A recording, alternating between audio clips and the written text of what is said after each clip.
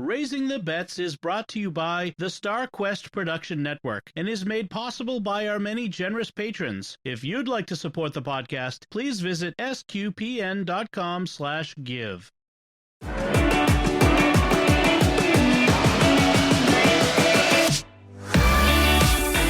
You're listening to Raising the Bets. We're a Catholic couple raising 5 kids outside of Boston. Join us as we share the joys and challenges of marriage, homeschool, and our adventures near and far as we make sense of the world and experience the best parts of our culture.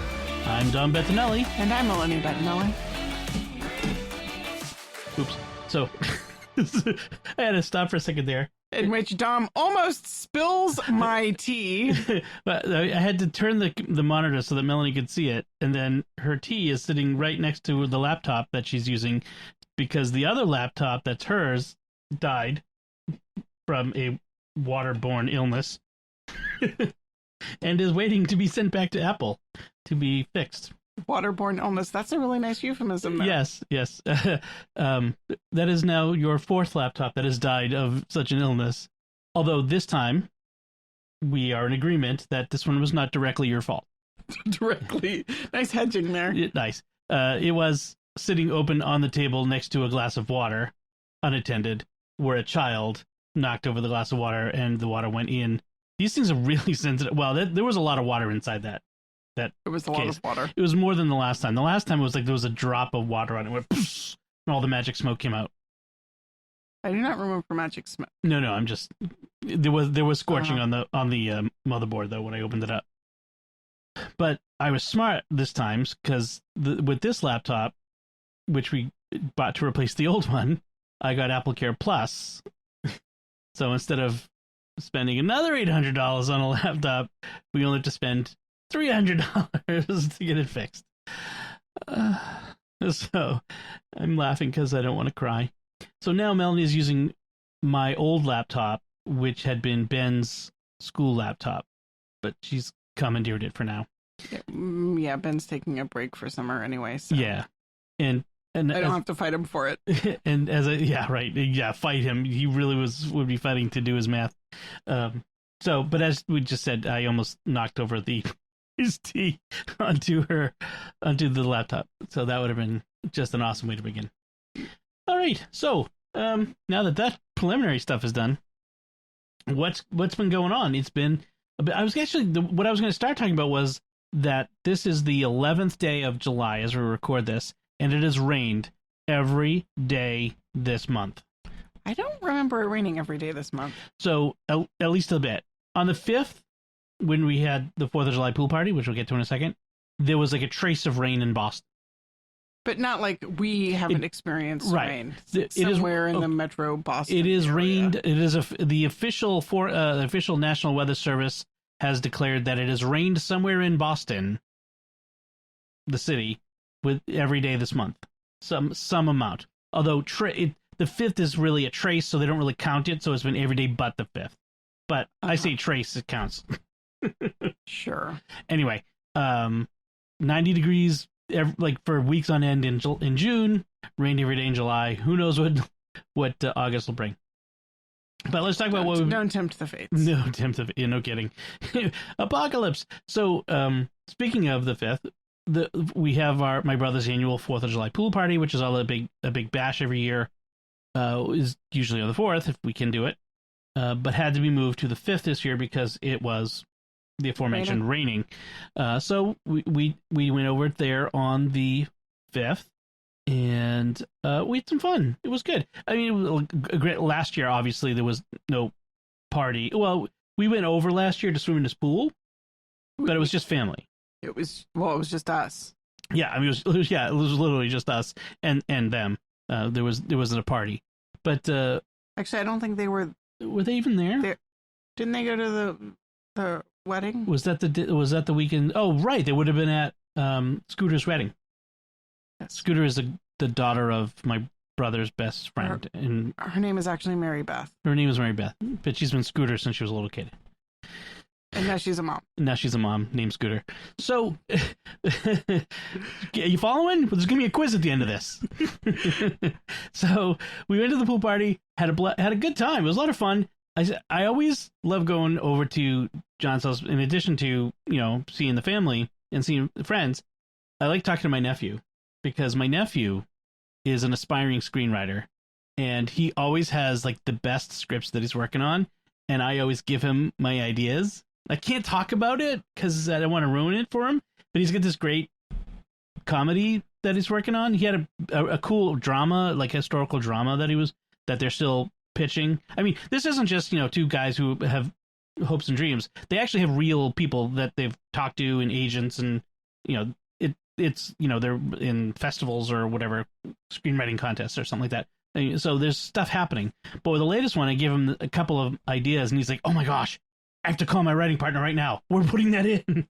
So I may get writing credits on some of these things, which would be awesome.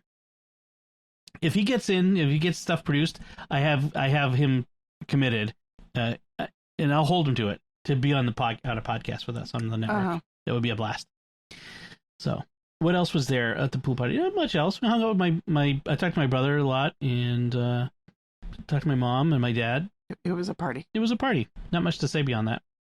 And then we had you had an appointment in the city this weekend, a doctor's appointment at the hospital this week with one of the kids. And the thing that's notable about that is the appointment was what, at 11:45? It was 11:45. And when did you see the doctor? 1:50. 1:50. 2 hours. It was a very long wait. And if they had told us when we got there, by the way, the doctor is running way far behind, and we know it's lunchtime. Why don't you go down to the cafe and grab a snack, and, we'll send you a text when we're ready to see you. That would have been great. I was there with a child who does not deal well with hunger, and we did eat right before we left home.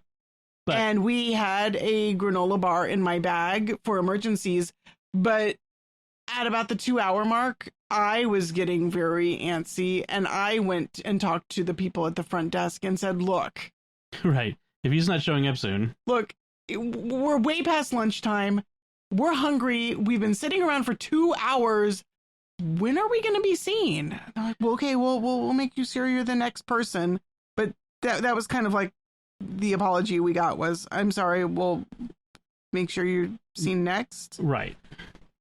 So anyone who's ever been in that situation, I always, the only time I've ever had that was no.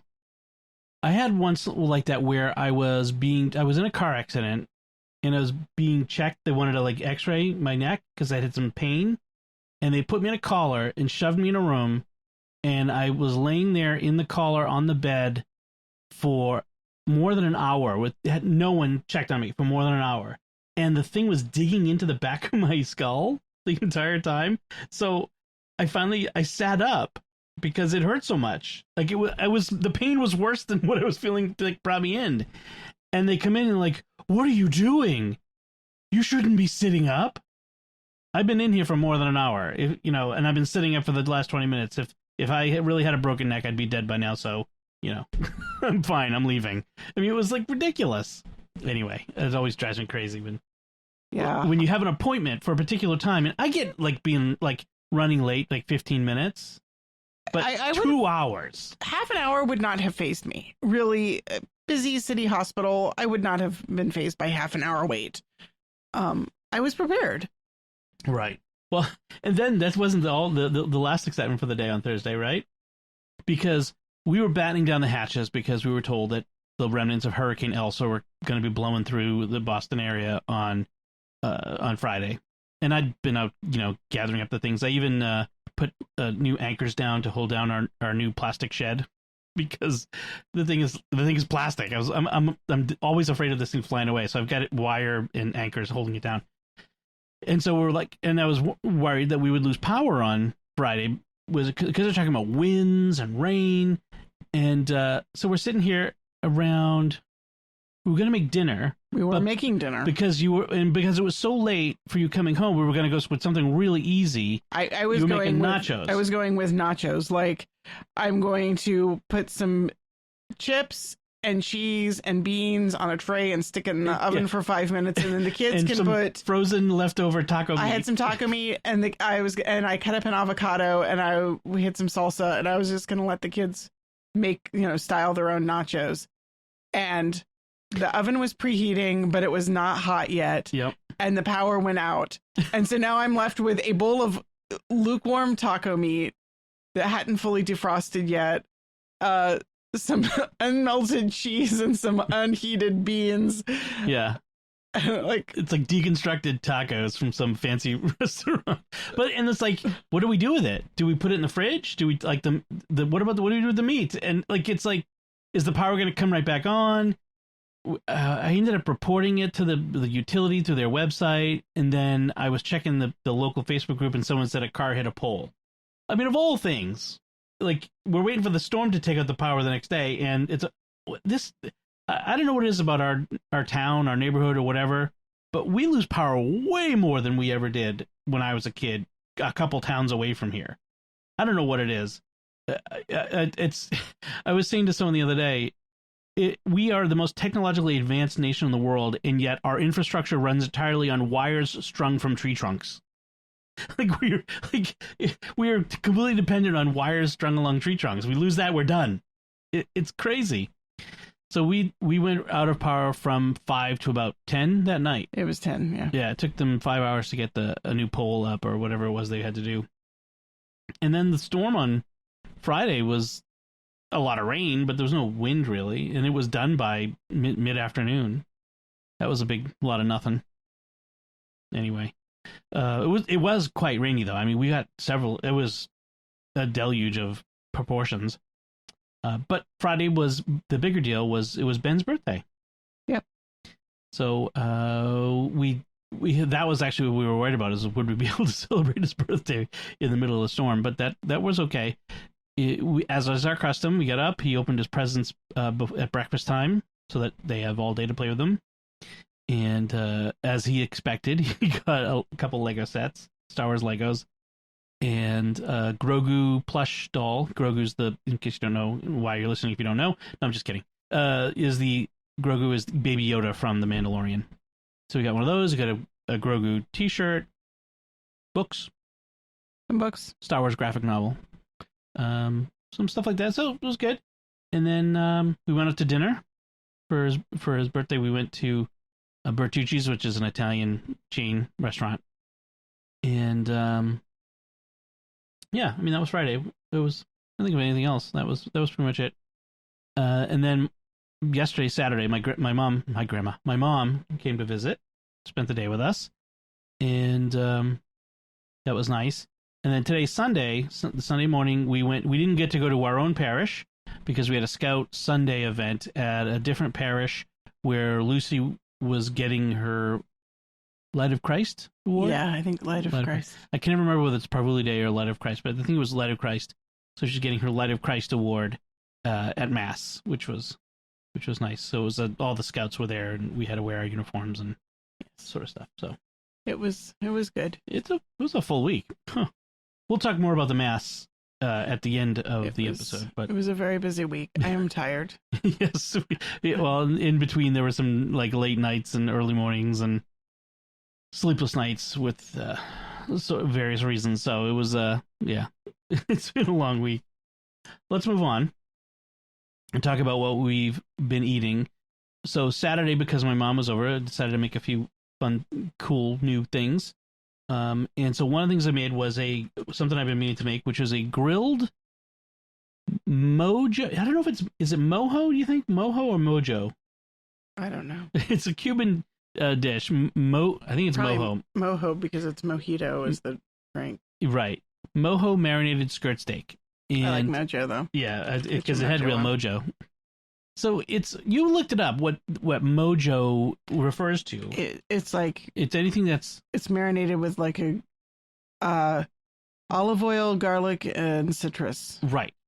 So this was a Cook's Illustrated recipe and had orange juice, lime juice, garlic, soy, cumin, oregano, and the olive oil. It was good. the problem was the skirt steak. I have a real hard. You're always supposed to slice it on the on against the grain, because otherwise it's super chewy. It was super chewy.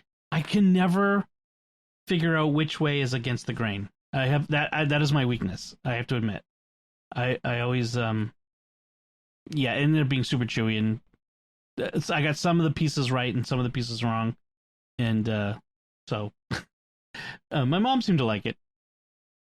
You made ratatouille. I made ratatouille with the eggplants that we bought last week at the farmer's market that were getting very mushy. I was afraid they looked like they were like the outside. The skin had shrunk so much they looked like they were probably just liquid inside. And I was thinking, well, I bought some more eggplants, and I thought, well, I'll just cut these open just to see how bad they are.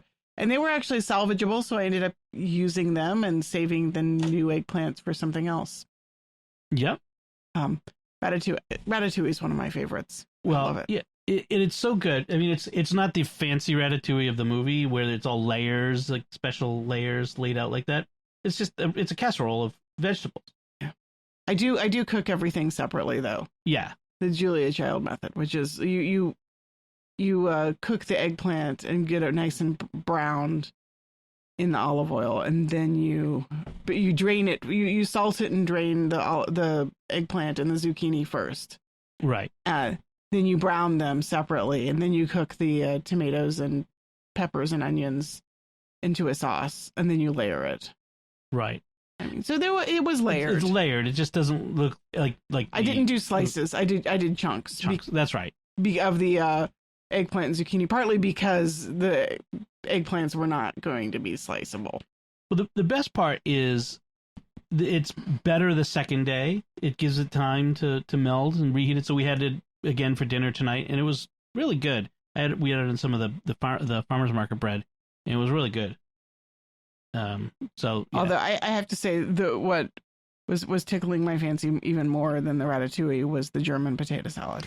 Yes, so, I haven't had that in several years, and it was really good. So talk about that. Okay, so German potato salad, you start with red potatoes, like the smaller ones, are better. And we had got some red potatoes from the farmer's market last week, little tiny red potatoes. And so I knew they would be really good because the fresh potatoes just so much better. But I ran out of time over the week. So this, you cut the potatoes into halves or quarters, depending on how big they are, and boil them until they're soft. In the meantime, you take about half a package of bacon and you cut it into 1-inch chunks, and you get it nice and crispy in a frying pan, a skillet. Then you drain off all but a quarter cup of the bacon fat, and into the bacon fat you put a chopped up onion, and you saute it until it's starting to get brown. Then you throw in half a cup of vinegar and half a cup of the reserved water from your potatoes, which have done boiling burden. Yeah, because you want that potato starch to help thicken your sauce, essentially. This is where I went wrong. And we had a little bit of a comedy of errors with the potato salad, but I recovered. And then you add in, so you've got the vinegar and the starchy water, and you boil that down with the onions, and then you take it off the heat and you add some mustard. Oh, I forgot, you add some sugar to that too, because it's a little bit of sweetness. Yeah. So it's a sweet and sour sauce essentially with mustard to add some spice. And then you throw the potatoes into the skillet and you cook it down until it's a nice thick starchy mess. Right, coating. Yeah. Okay. And then you toss it into a bowl. You toss it with the bacon. Bacon, yeah, and the recipe called for parsley, which I didn't have any of, so I actually put some dried parsley in this skillet with the onions to kind of rehydrate a bit, and that worked okay. I also added some. We had some sun-dried tomatoes in oil, and I remembered a potato salad, German potato salad that my roommate Shanna used to make that had sun-dried tomatoes in it. It was really good. This is where I got the basic recipe, although I don't have Shanna's recipe. I sort of Googled one that looked like it, and I made that. But same basic idea. Yeah. And I think this was actually a Cook's Illustrated recipe. The sun-dried tomatoes I chopped really finely, so it didn't have big chunks of them in it, but I think it added a little bit of layer of flavor to it. Oh, it's so good. It's like not mayonnaise-y. And the mustard, I used a grainy German mustard, so it's not like a really strong mustard flavor like Dijon or yellow mustard would be. It's very mild. Mm-hmm. Oh, I love it. Okay, now tell us how you went wrong. Okay, so even though I had read the recipe and it said the whole thing about reserving half a cup of the potato cooking liquid, I got flustered and distracted, and I totally threw all of the potato cooking liquid down the sink. So I thought, well, I've got potato starch. I can just throw some potato starch in some water and like replicate the cooking liquid. Except, but how much starch? I put way too much potato starch in, and I threw that in with the onions, and I ended up with onion jelly. Potato onion jelly. Yum. I mean, I am literally like, it was gelatinized. It was like this clear jelly with onions sprinkled throughout. It's like some bad 70s dish. So bad. So I tossed the whole thing out. Fortunately, we save bacon grease when we make it. Mm-hmm. So there was bacon fat in the fridge. So I tossed out the onion jelly, and I put some more bacon fat into my skillet, and I cooked another onion in that. And then I added the vinegar and water with a scant eighth of a teaspoon of potato starch, just the tiniest bit of potato starch, which ended up actually not being quite thick enough. And so I ended up, but by the time it had boiled down to where it said it should be like boiled down to, it was still looking really watery. And I poured it on top of my potatoes, and I said, looks like potato soup. So I dumped the whole thing back into the skillet and cooked it until it thickened up. So it was maybe a little bit mushier than the recipe imagined, but it was fine. That actually worked. Well, in the end, better. Well, I think it was better. That's the thing, is it was really good in the end, and it's an obviously forgiving recipe, apparently. This is the best potato salad. Seriously, it's so good. So I confess, there was like a pint of it left. I ate the entire thing this afternoon. I did not share it with anyone. Nope. It was no. I have to confess, addictive. I kind of prefer the classic like potato salad, the creamier potato salad. That's just me, but I know you like this one, so and I like it too. It's fine. Yeah, it was good. I've never really liked creamy potato salad. Yeah, never been a thing. I know. Like. It's not. It's one of those things. It's comfort food. I know it's not high cuisine. It's sort of comfort food. See, I never liked it as a kid, so it doesn't it doesn't hit that I liked this as a kid comfort food button for me. It makes me think of like parties. Yeah. See, I was the kid who skipped the potato salad at the parties, or from like takeout barbecue or whatever. Like anytime there was potato salad, I was skipping it, and if that was the only vegetable on offer, then I would be vegetableless. I was not ever a fan of potato salad as vegetable until I had this one, and I'm like, wait, there's potato salad that's good, that's edible. Well, I mean, it's amazing. It's bacon and mustard and potatoes.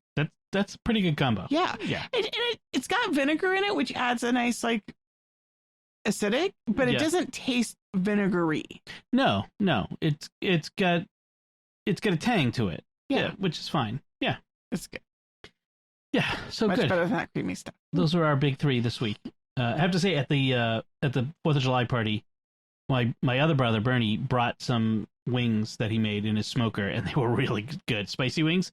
They were really good. I would have eaten a lot more of those if I wanted to be a classless ogre and just stole the pan and went to a corner and ate them all.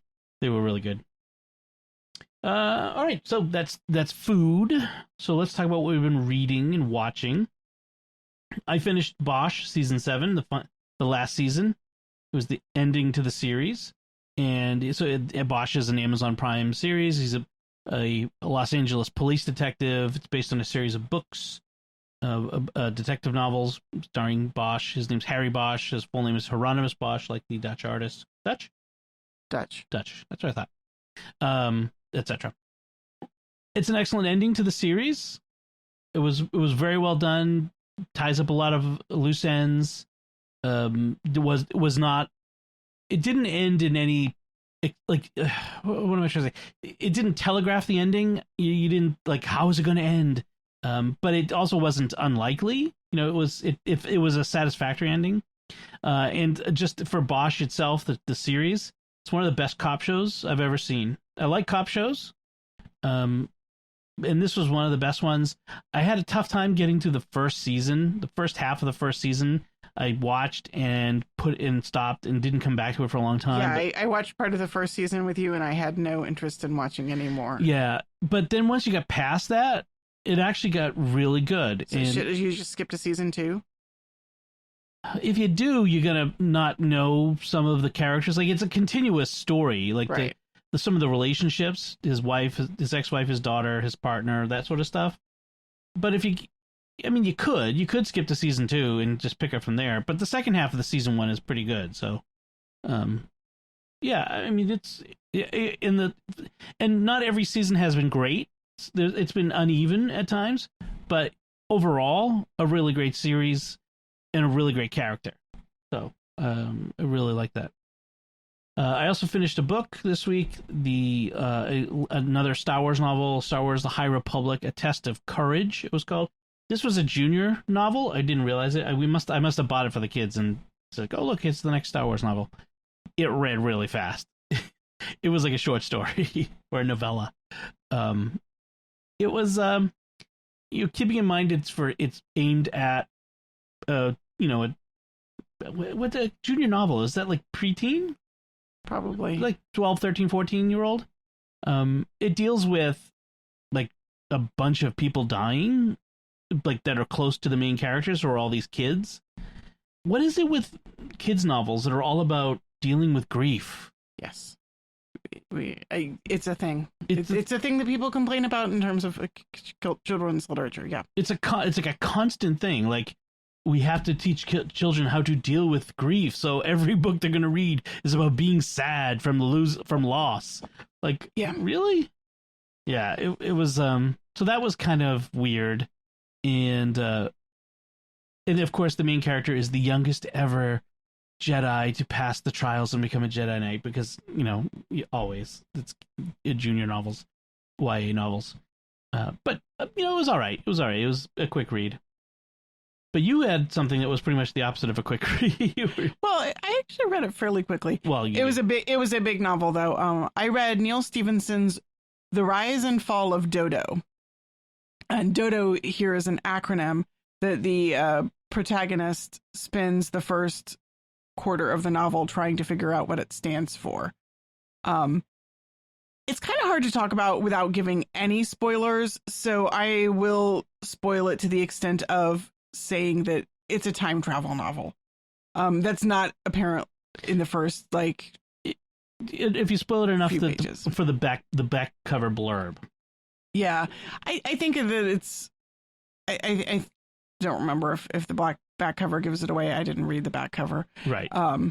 I just read it because it's a Stevenson novel, and recently a friend who is also a Stevenson fan said, "What, you haven't read Dodo yet? You need to read this." And I had finished my previous book, and I thought, well, I'll give it a spin. I liked it a lot. Stevenson co-wrote it with another author whose name I am totally drawing a blank on. Nicole Galland. Thank you. Galland. Yes. And it was good.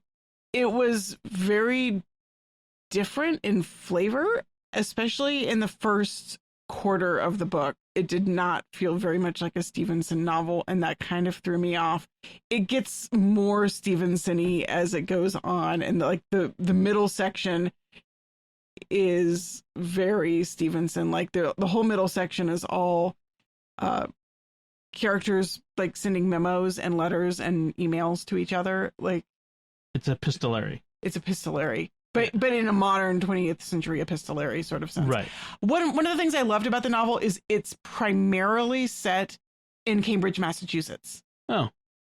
So at Harvard or MIT? It's the protagonist is at Harvard. So if it's in Cambridge, it's either at Harvard or MIT. Right. There are characters who are at MIT though. Well, okay then, or both. Or both. Like Cambridge just doesn't come up. And there's somebody's living in Cambridge. Right. There is even a chapter in which our protagonist takes a trip to Salem, Massachusetts. Oh, interesting. So I was very excited. Like this is, and they go to Boston and they fly out of Logan, and like it is a very Boston-centric novel. Is it accurate?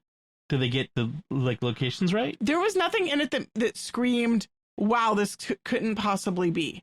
Wow, I only looked at this place through Google Maps. There was some mentions of like, oh, well, they were going to get this thing from this place in Waltham and blah blah blah, and it felt like it did not. There was nothing that was egregiously this. Not like the first season of Fringe where they said Stoughton had a harbor front.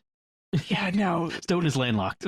No, and in fact, the Cambridge stuff felt very Cambridgey. Okay. Like they go to this coffee shop that feels very much like a Cambridge coffee shop, and there's a professor who lives in a house that it felt like.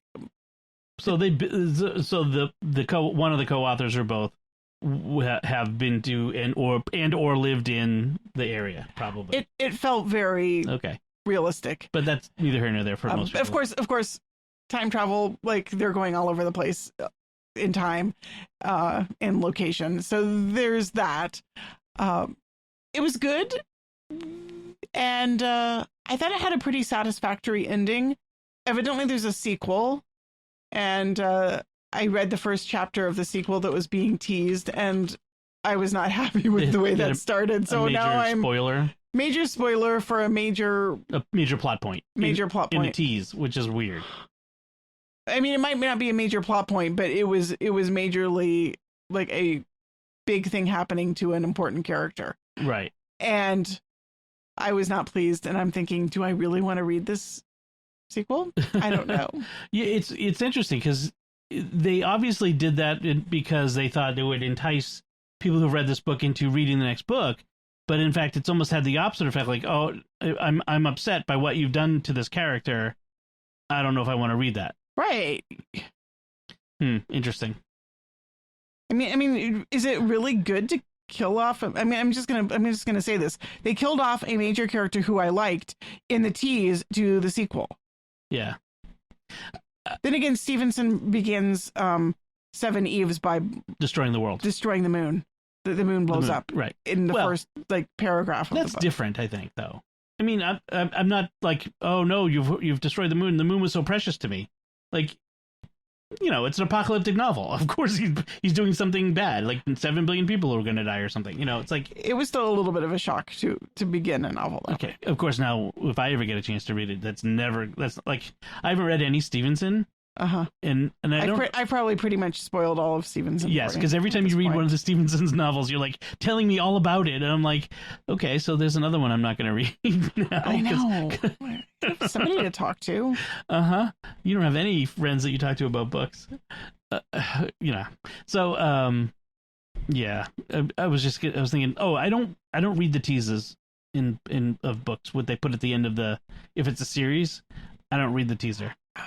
I stop. I'm like, nope. I'll read the next one when it comes out. I'm a sucker for them, I'm afraid. No, well, but partly because it gets you into the story, and then you have to wait, a year to continue the story. Thanks. I'll stop where it ends. I think that the second one might actually be out already. I don't know that there's a waiting. Well, either usually when there's a teaser, that's what it is. So right. Well, this wasn't a new. I mean, Dodo isn't a super new novel, right? But what I'm saying is when there is a teaser, I'm often reading the book, when it's new, and therefore, the next one isn't out yet. I'm trying to get to where the Rise and Fall of Dodo came out in 2017, so the next one's probably out then. Yeah, in fact, I think he's got another one that's unrelated already out too. So I'm just way behind him. Master of the Revels is what the sequel is called. Okay. Although that one is by Nicole Galland. I don't think he wrote it at all. He's not involved in that one. Oh, interesting. She's listed alone on the on it. So I can blame her for killing off the character. Yeah, he co-wrote the first one with her, but then she takes over the series, which is interesting. Interesting. Makes you wonder how much of the first one he actually wrote. Yeah, the sequel just came out this year. But think about it. The book came out in 2017, teases this second part, and then this book comes out in 2021. Could have been delayed for a year by COVID. But what I'm saying is if you'd read that other thing in 2017, you have to wait 4 years to read the rest of that. Still, like, what happened? It could have been added just to the Kindle version. It could have been. I'm just saying. I don't want to have that. I'm a person who doesn't like to read the back covers of books because I don't want to spoil any of the story. This is why I'm not reading any of these Stevenson novels, because you keep spoiling the stories. Fine. All right. Anything else you watch and read or anything? I mean, I've been watching stuff, but nothing. I mean, we watched Loki. I've watched a few episodes of the Clone Wars, but nothing really worth. All right, let's bring up the Loki thing. Okay. Which is, we watched the most recent episode, which I think was the 5th episode, and you and I were not that we weren't displeased by it, but we were kind of like underwhelmed a little bit. Like, okay, that was interesting, and everyone else was like, that was amazing, and I think you and I were both left with, okay, but why do you think that was amazing? Like, not in a I disagree with you or you shouldn't have been amazed, but I don't understand why you think it was amazing and we don't. What did we miss?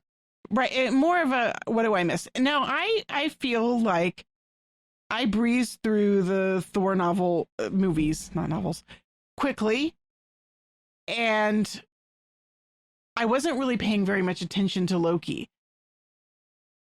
as a character. Right. And his character arc.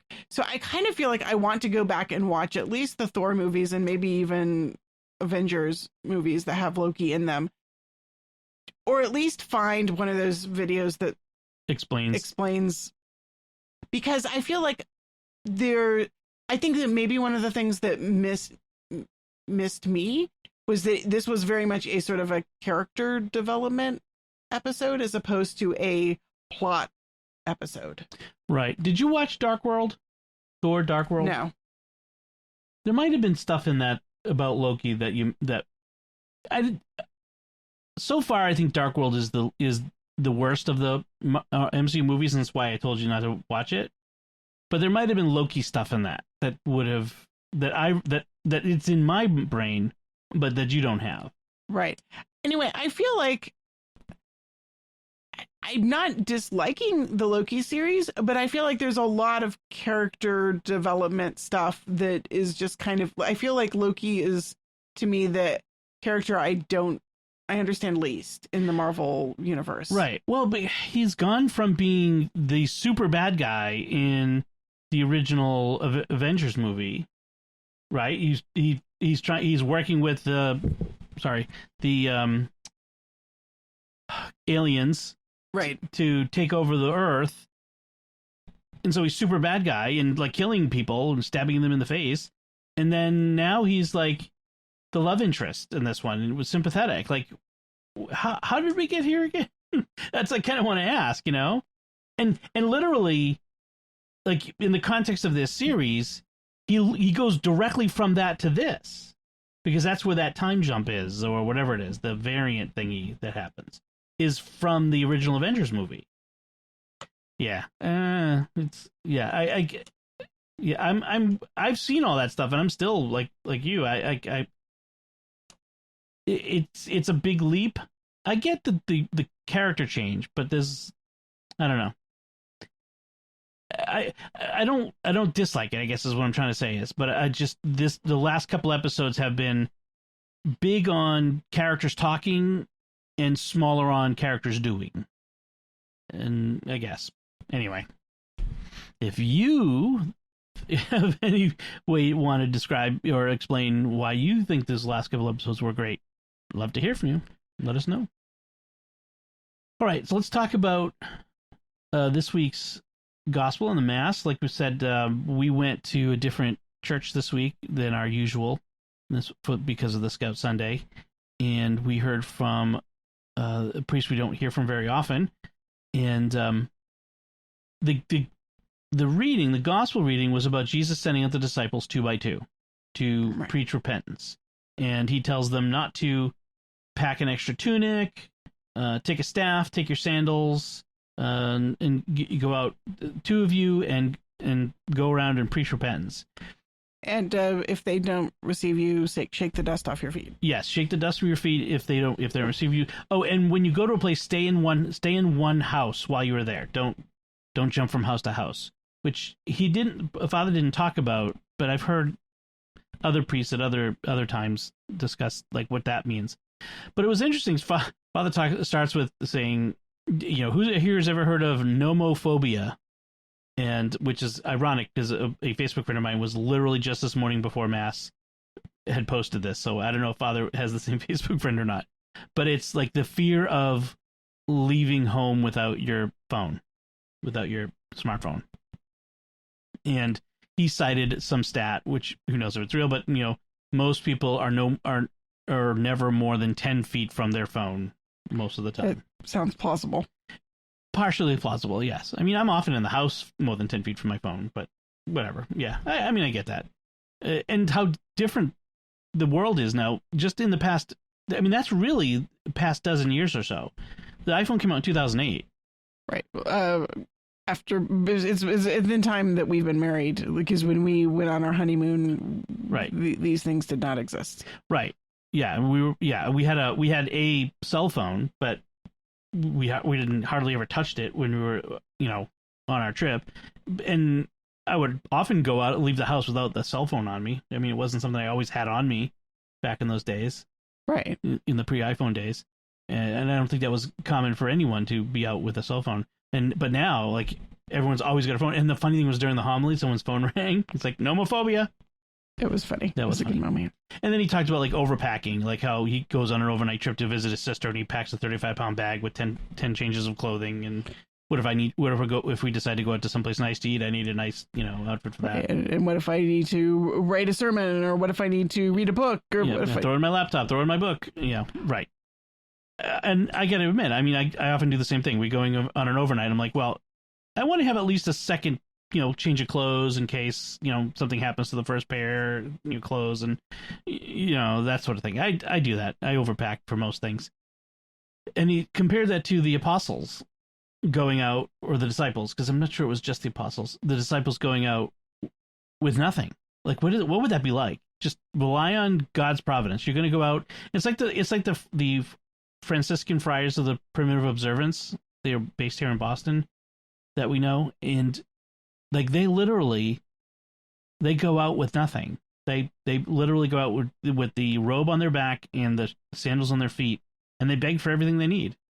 And we knew a couple who went all the way to World Youth Day in Brazil, in Rio, from Boston, hitchhiked with nothing on them except just the clothes on their back. And they begged the whole way. I think they had backpacks. Yeah, maybe. They had bags. Like, they had a few, essentials, but otherwise they relied entirely on the providence of God and the goodness of people's hearts. And they had amazing stories to tell about people taking them in, not just Christians, like the Muslim family in Pennsylvania that they stopped they were at a convenience store outside hitchhiking, and he brings them in, and he brings them to his home, and they stay there the night, and he feeds them and sends them on their way. Right. And they did some taking some buses and ferries and things, but they begged the money for that. They begged for the money for that, and I think they remember them saying, like, if they got any extra money, they gave it away. They gave it to any poor people they encountered. Right. So they weren't allowed to like carry money with them. They begged just enough for the ferry fare, and then gave away whatever else they got. Right. Like if somebody gave them more than they needed. It's amazing. I mean, it's wild, and they made it. They came back, and they lived to tell the tale. And that's kind of what Jesus is telling the disciples is, I'm sending you out because I'm going to teach you about relying on God's providence. Right. Without me. Like, I mean, this is what he was doing. It's like, okay, you've had me here. You've been following me. Now it's your turn. Go do this. You can do this. It's not just about me doing this. because when I'm gone, sooner than you think. It's kind of like sort of practice run without training wheels. I mean, right. Like, you know, and I remember, you know, like in the later gospel that they come back and they're like, wow, we cast out demons. We did stuff. Jesus, we did all this cool stuff in your name. Yes, you did. He says to them. I mean, when you think about it, you know, from our perspective, we know that that Good Friday isn't far away. And you know, the Easter Sunday isn't far away from their point of view.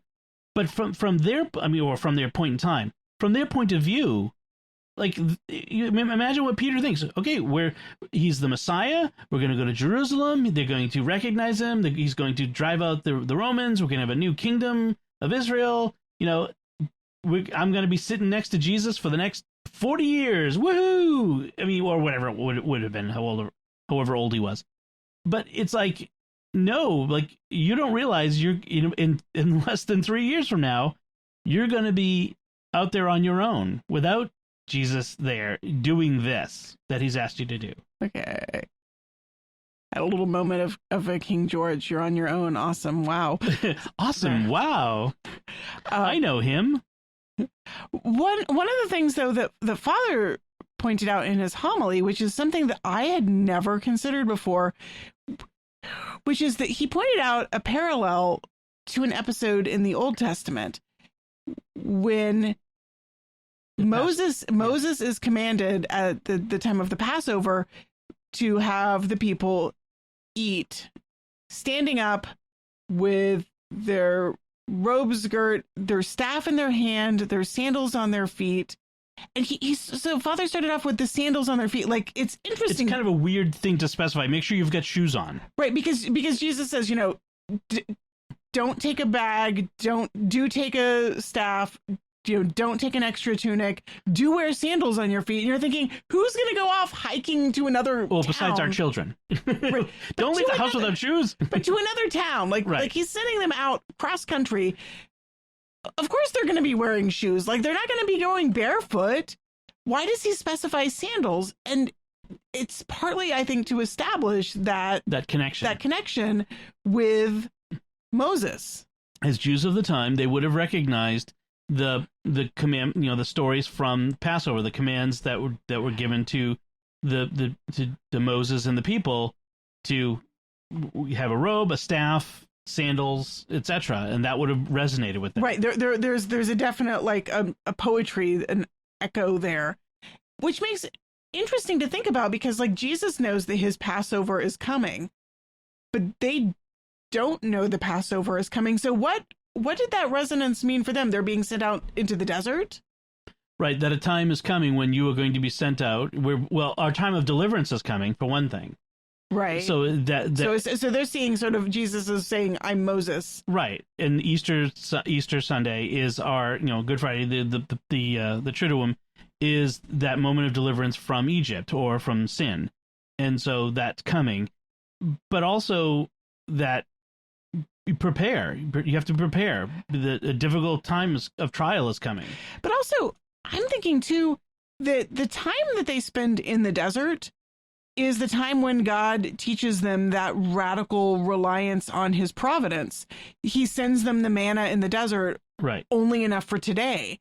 And Jesus is also teaching them a radical reliance. Don't take any money, don't take any food, don't take an extra tunic. This is a radical reliance on God's providence to take care of them. Don't take a bag, which means you can't carry extra stuff that's been given to you. Right, people can't give you extra food to carry with you so you can stop and have picnic lunch. Like, you're going to have to find lunch from somebody else. Right. You're going to have to rely on providence. Right. So there's that radical trust. You're going to be like the Israelites wandering around in the desert. And the other thing Father pointed out is that Jesus didn't send them out one by one. If he'd sent out the disciples one by one, they could have reached twice as many places.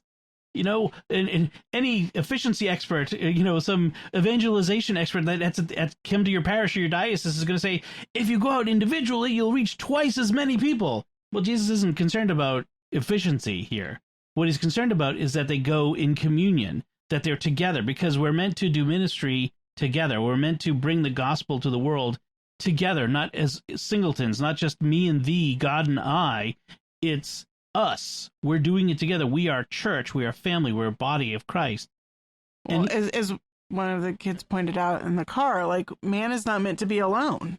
right. It's the first thing that God says to Adam. Adam. Right. Man was not meant to be alone. In that case, it was giving, Eve, but in general, we're not meant to be alone. And Father made the connection to during lockdown, when every day he went into that chapel in the church alone and celebrated Mass alone with no one. I don't think he could ever get the streaming going, I guess. I don't think he ever did streaming at this particular parish. Right. And he said it just felt off. Nothing wrong because it's celebrating Mass, but it just felt off to not have people there. And I've heard this from so many priests, just how off it felt. How lonely. And lonely is, I think, is the word he used, to not be celebrating the sacraments with others. And I really loved the way he brought that out. It wasn't just his own loneliness, but he also talked about how we, the congregation, come to Mass not just to receive the sacraments, but to be in communion with each other. We need each other to be community, right? To be Christ to each other too. He says, Christ is, yes, he is present in the Blessed Sacrament. In the Blessed Sacrament. Right. But Christ is also present in the person sitting next to you, in the person in front of you, in the person right. behind you. In the body of Christ gathered together in the church. Right. Yeah. And we need that presence of Christ in other people. We can't just rely only on the sacraments. Like, just me and God, that's it. That's all we need. Right. I don't need anyone else. I can do this on my own. That's not how Christ plans for it to be. He sends them out 2 by 2. And what did he say, that every Mass there's someone who's going to be there they're having a really bad day. They're having the worst day of the week or something, and they're having a hard time praying or concentrating or being in a prayerful spirit, but the rest of us can help make up for that by being there for them, praying for them, like not just praying for them, but praying is in a substitutionary way for them as well. Right. I remember reading something about that at some point, talking about how, like, part of being the body of Christ is that there are times when all of us find that we feel alienated from God. We feel like we can't pray. Maybe somebody has even left the church and doesn't believe in God anymore. And our prayers are not just interceding for them, but in a way we are praying the prayers that they don't have words to pray. We're praying the prayers that they can't bring themselves to pray. And so we are literally the body of Christ, praying with them, for them, but also sort of in place of them. Like, yep. Like I was saying, yeah, kind of substitutionary. So Anthony leaned over to me at the end of the homily, and he says, "Good homily," which is, remarkable from the 10-year-old boy. 10-year-old boy, 10. I always have to stop and think. Yes, he thought it was a good homily, and he was right. It was a good homily, and kudos to Father Tom for doing such a good job with that. Yeah. So I think that's all we have to say about that. Let's take a moment to thank our patrons who make it possible for us to create Raising the Bets, including Joe B., Ben H., Christian G., Philip C., and Brock R. Their generous donations at sqpn.com/give make it possible for us to continue Raising the Bets and all the shows at StarQuest, and you can join them by visiting sqpn.com/give. If you've got any feedback for us, you want to respond to anything we've said, you got anything interesting you wanted to let us know about, you can comment on the show at sqpn.com/bets, that's BETTS, or the SQPN Facebook page, facebook.com/StarQuestMedia, or send an email to bets@sqpn.com. And I'll put links from our discussion in our show notes at sqpn.com. Be sure to join the StarQuest fan club by texting StarQuest to 66866. That's StarQuest to 66866. Until next time, I'm Don Bettinelli. And I'm Melanie Bettinelli. Thank you for listening to Raising the Bets on StarQuest.